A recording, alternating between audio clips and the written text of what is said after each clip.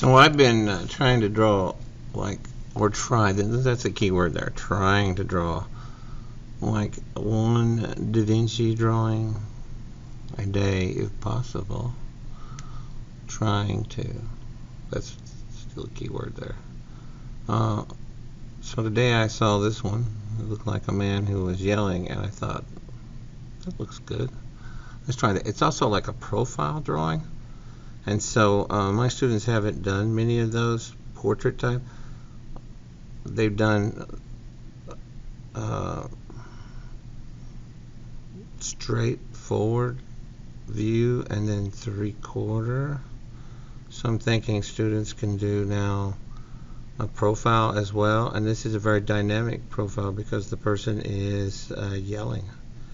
So I'm starting off right there in the front with the nose, and I'll make a lot of changes. But if you look at Leonardo da Vinci's drawings, not that I am in any way saying that I am anywhere as good as he is at drawing, he makes lots of changes in his drawings.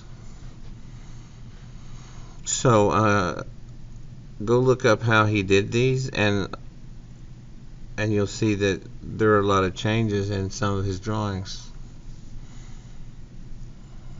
I'm hoping that by drawing more and more of them, I'll get better at drawing in this style, which I really like. But it just seems to take time, I mean, so you have to just really work at it. And so what I'm hoping students will do is take their time with their drawing and not stop just because there's a problem with it. Just keep working through it. They may not get it to look exactly or even a whole lot like the actual thing they're trying to create a replica of, but I think by working their way through it, they'll learn a lot. Right there, I mean, I'm learning how to draw the mouth like it's yelling. I'm not sure this one particular looks like the one that Leonardo did, but that's what I want students to do, is to draw a mouth in a profile view looking like it's yelling on a face. So when I saw that one, I was like, yes, I haven't done anything like that. Now there's another one on there I'm going to try to do where the face is tilted forward and the eyes are looking down. I haven't done that one yet. So that's coming up too. And I have to look to make sure which kind of animals he actually drew, or somebody just draws animals like him. But I want to get the ones that he actually did drawings of, and then I'll do some too. Now I'm really struggling with how the chin and the neck go. But see, that's when you're struggling like this on a drawing, then you're learning. If you're not struggling, then are you learning anything new? Probably not. So my struggling through this is part of my learning process, and one of my go-tos when I really just can't figure out where anything goes is just to smudge the whole paper and then try to pull out some highlights. It works for me. You might try it too. I don't have I do have some shading stumps, but I don't use them because a lot of my students don't have shading stumps at home. But I intend on trying to draw maybe one Leonardo da Vinci drawing per day for a while. I'm going to draw something other than just faces. I think I saw where he had drawn a duck, and so I'm going to try that. Make sure that is one of his actual drawings though, and not somebody's trying to draw like him. I saw some that looked like, I thought they were his, but no, they were done by another artist, that one of a bunch of dogs, and so I didn't do it. I want to be able to have my style patterned after Leonardo da Vinci's at this time. Now later on I'll probably try to emulate some other artists, but for now I'm just sticking with this one and a bunch of their works that they did. And I may never ever get to where it looks like his work, but that's my goal. That you have to have a goal, and my goal is to try to get it to look like the work of Leonardo da Vinci. Well, I'm using regular number 2 pencils, and they're cheap, and cheap copy paper. So, I'm going to have a hard time with trying to get the effects that he was able to create in his artworks. Now on his head, you can't really see the hair. It's like he's wearing a hat or something, or a cap. I almost think it's a cap. He's wearing a white cap, so you can't see what's going on up there at the top.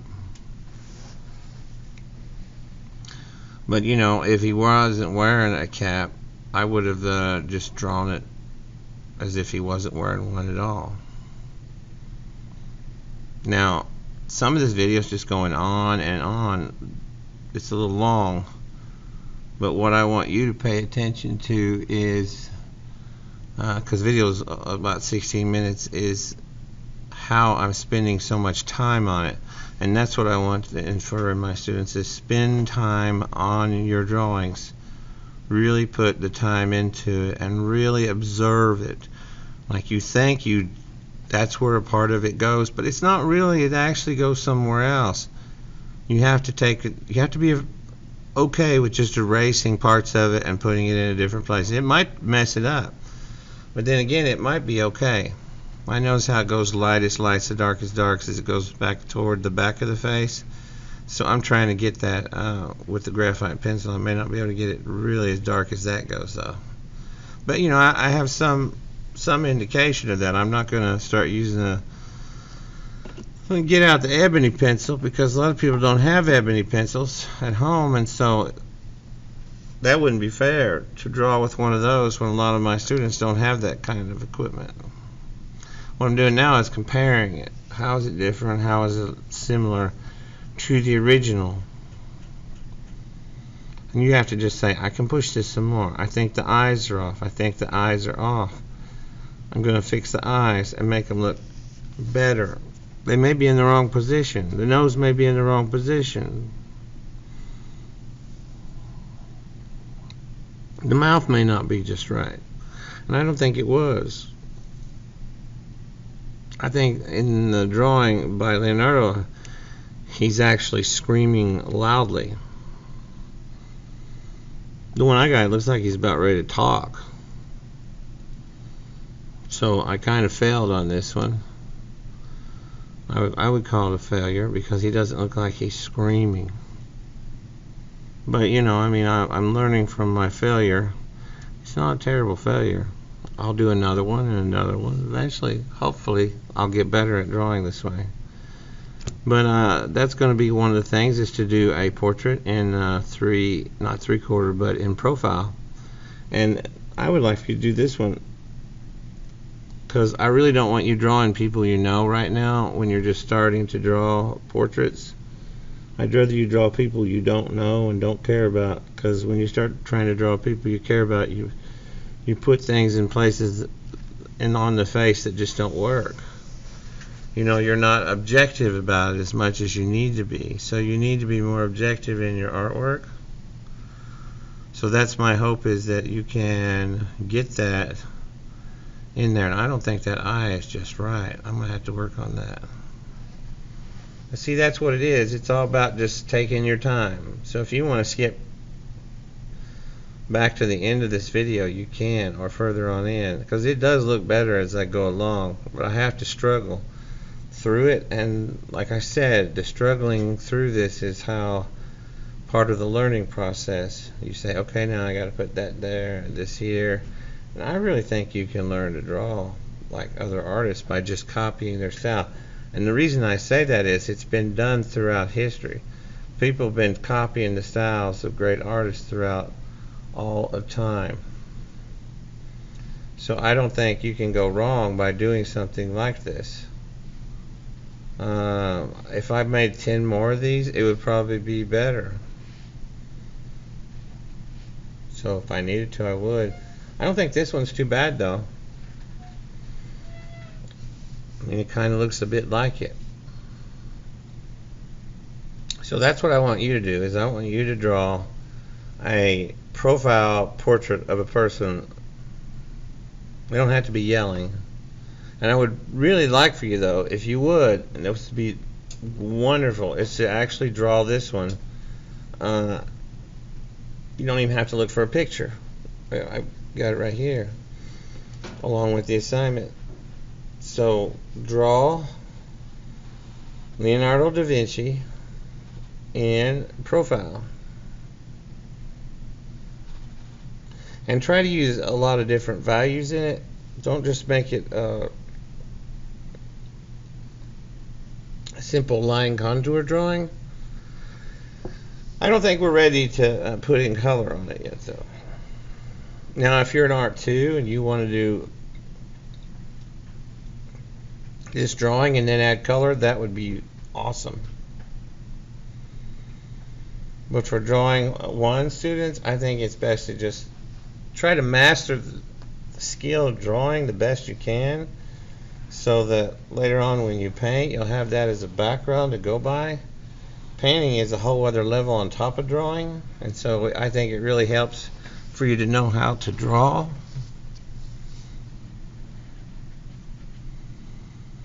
It's coming along. It just takes a while.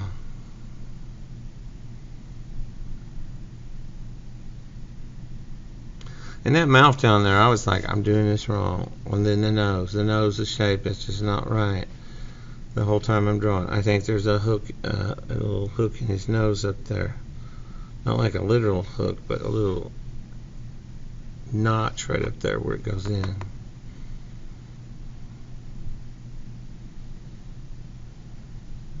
I think I got that. But I don't know if the shading around it is exactly right, because I don't think in the other one it's anywhere near like that. And then the back of the neck is like light and then really dark. And I may have overdone it. You gotta get that eye just right too. I think I get a pretty good idea of it. It just takes time to put it in there just right. If I did another one of these, I'm pretty sure it would be better. I'm gonna try to do a different one of his tomorrow.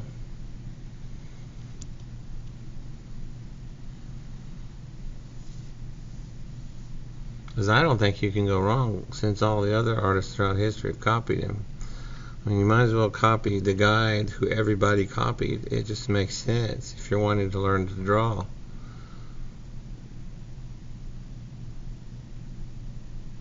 Well, until the time of the Impressionist movement. Now, like when I was drawing those hands, which I didn't think were all that great, I think I elongated them and made them more like what El Greco's hands would look like if he were drawing a portrait. So I didn't really mean to do that. But yeah, this one's coming along. I can kind of get it out. It kind of looks like the other one.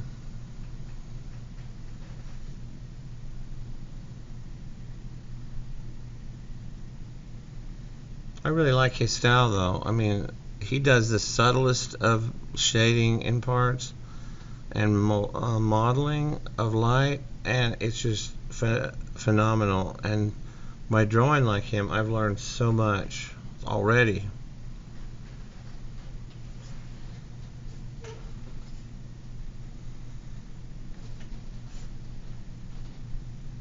So yeah, I'm just watching it as it's coming along. I'm trying to think, is that nose too short? Is it too long? I probably should just leave it alone. I think at this point right now, I'm overworking this drawing.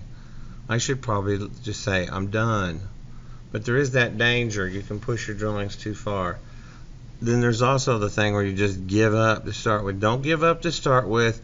And if you can, don't push your drawing past the point where it will not look right. So that's overworking it. You'll know as you get older and do more artwork how you can push a drawing past its limits of where it would look good, where it looks complete. So you don't really want to do that. But anyway, this one's coming along. He kind of looks like he's yelling or talking. Like I said, I think the one that Leonardo Da Vinci did, he looks more like he's yelling. I think mine's getting ready to talk. He's like, what happened? And the other one's screaming like a parent at a sporting event because their kid got fouled out. And they're mad at the ref. That's what I was more going toward. Mine just looks kind of shocked. Like, what happened? Then I think the next thing he will do is yell. So, maybe I'll do another one of these later, and maybe I can get him to look more like he's yelling. And that's my hope. I hope you found this content informative and entertaining. I like to draw stuff upside down and hope to keep creating content like this. Thank you for your support. And please like and subscribe. You can also help support this content by going to patreon.com/artvideoinstruction. Thank you.